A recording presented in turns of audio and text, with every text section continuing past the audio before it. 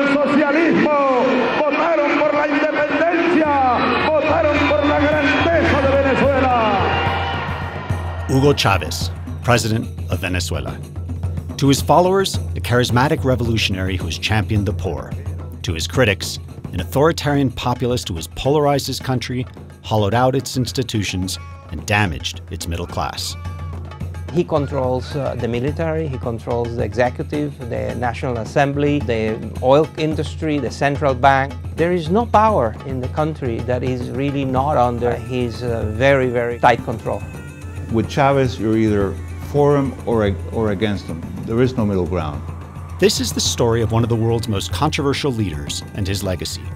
In the last 14 years, he has reshaped Venezuela's political culture and imposed state control on much of its economy. Now, battling serious illness, he has named a potential successor, raising the possibility that this country, said to hold the world's largest proven reserves of oil, soon may face a change of course.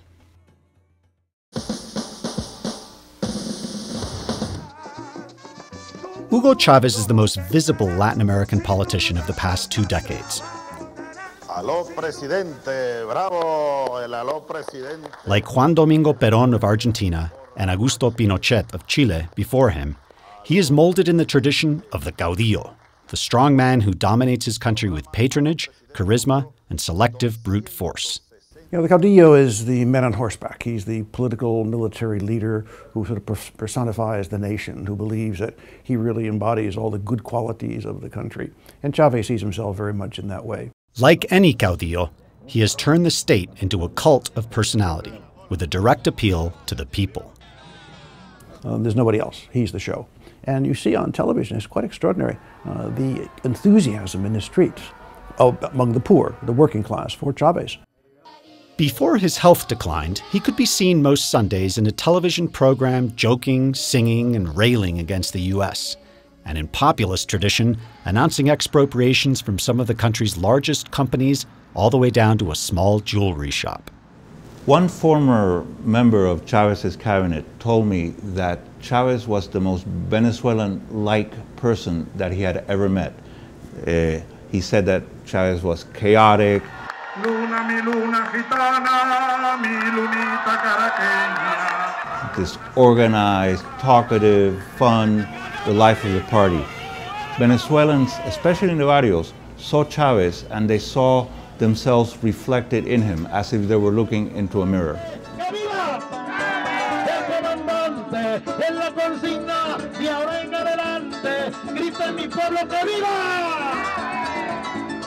He has an irreverence and he is a transgressor, and he knows how to exploit all of these sentiments of rage, revenge, revolution, and dependency that are now deeply ingrained in a significant segment of society.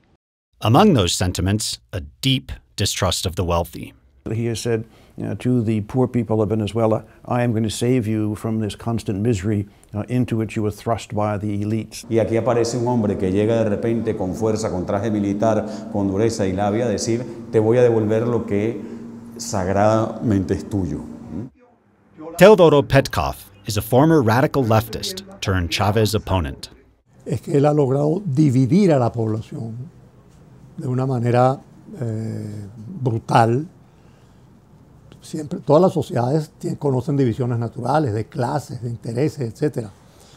Chávez desde el comienzo se trazó como política dividir al país, dándole a sus adversarios el trato de enemigos.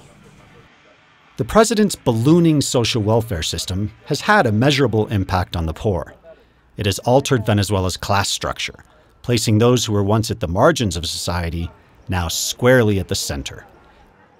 Mark Weisbrot is co-director of the Center for Economic and Policy Research, a left-leaning think tank in Washington, D.C. No, I think the most important thing was that he succeeded in sharing the oil income of the country with the vast majority of people who hadn't really shared in it before. They were poor. La política venezolana se había sofisticado demasiado. Nos encantaba hablar del equilibrio macroeconómico. Nos encantaba hablar de la modernidad y la tecnología en una población que 80% se ubica en el estrato D y E, es decir, en pobreza moderada o en pobreza crítica. Venezuela's average annual economic growth has been among the highest in Latin America. That's largely thanks to a big increase in government spending. And that's helped people here in the barrios get some free basic health care, adult education programs, and a subsidized program that allows them to buy white goods like refrigerators at big discounts. And for all this, they have rewarded him at the polls. It's a system fueled by popular outrage and lots of oil money, and it has come at great cost to the country's stability. Spending has spurred runaway inflation. The government has responded with price controls, but they have led to chronic shortages of basics like milk and meat. Venezuela's foreign debt has ballooned to an estimated $80 billion. In the private sector, many of the best and brightest have fled abroad. Essentially, there is a very, very extensive insecurity. The rule of law is very limited. He has expropriated and nationalized thousands of companies. The rules of the game change all the time according to his whims. The business environment is not predictable. No one wants to invest in Venezuela at the present time, except perhaps the Iranians and the Chinese.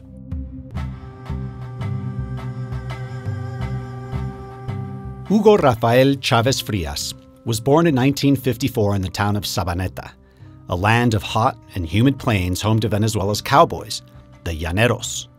Chavez is very much a llanero, a spinner of tales, a man of the people. Growing up, Chavez preferred baseball to politics.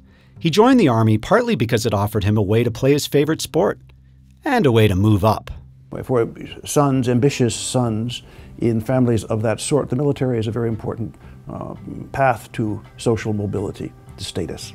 And Chavez, from the very early, what we know from the very early years, was a very ambitious fellow, and who very early on decided that the military was the way out of poverty or near poverty. Él tiene una idea de celebridad desde niño, de que iba a ser alguien importante. Toma tan en serio, es tan solemne con respecto a sí mismo, que el primer fin de semana, ¿no?, que tiene libre, va al cementerio donde está enterrado un pitcher al cual él le dijo que iba a ser como él.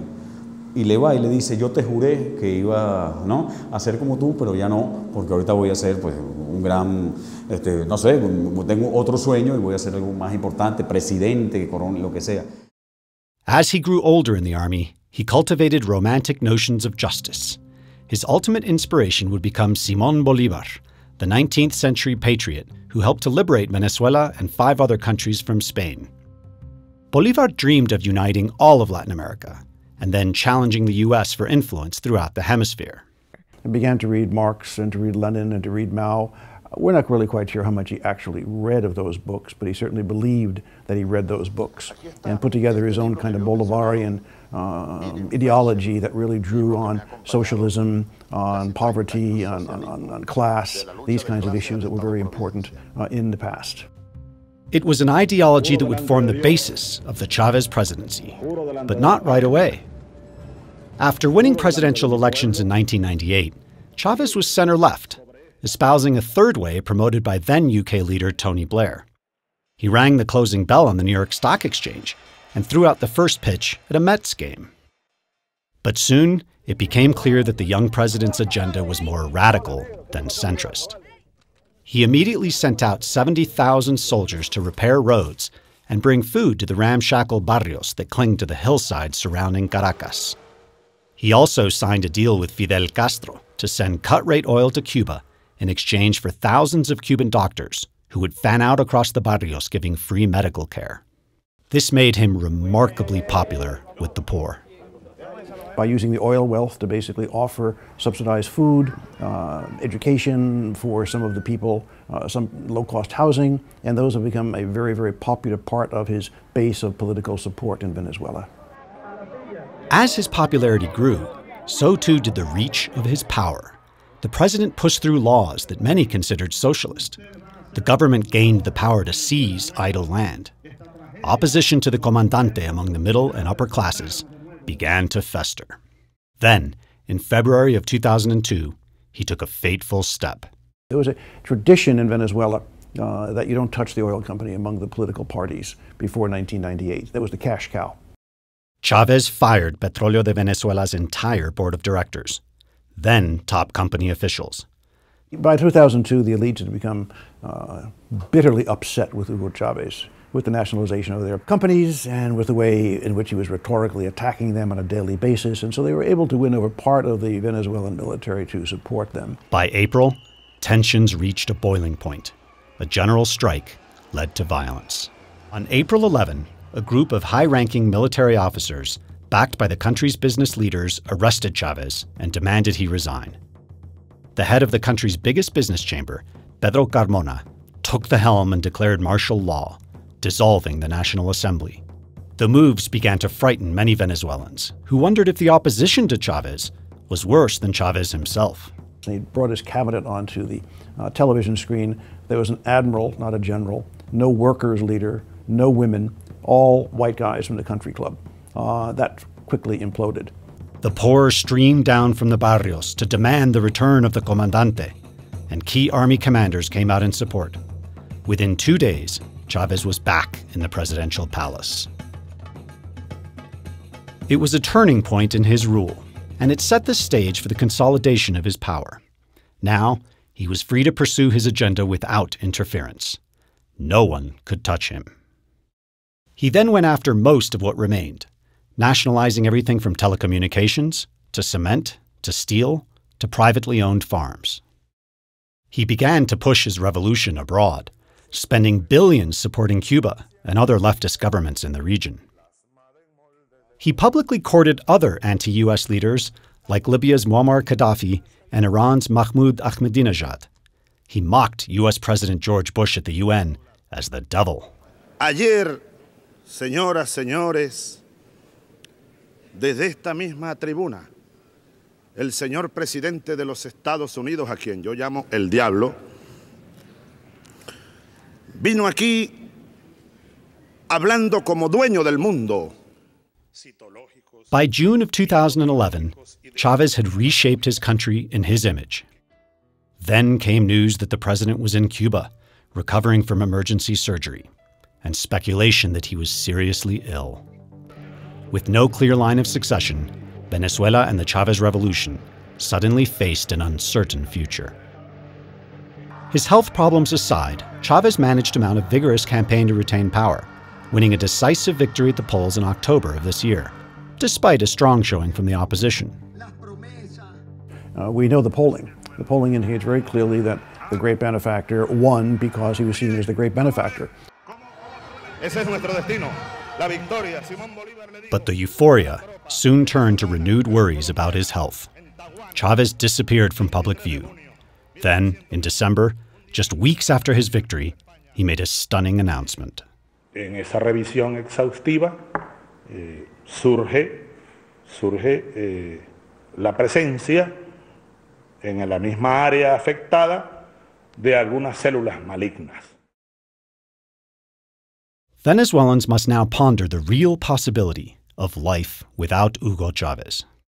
Que Chávez, más que construir un partido político y un movimiento político, ha construido una iglesia.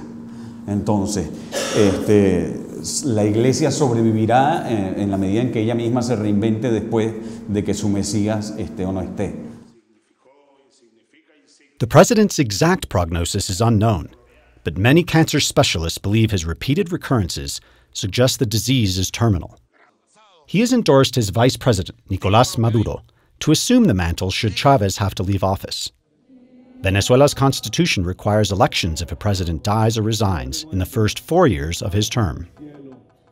A new election would likely pit Maduro against Capriles, the opposition candidate Chavez defeated in October. But even under a new leader, Venezuelans would have to decide whether the legacy of his 21st century socialism should outlive its founder. For the Wall Street Journal, this is David Luhnow reporting.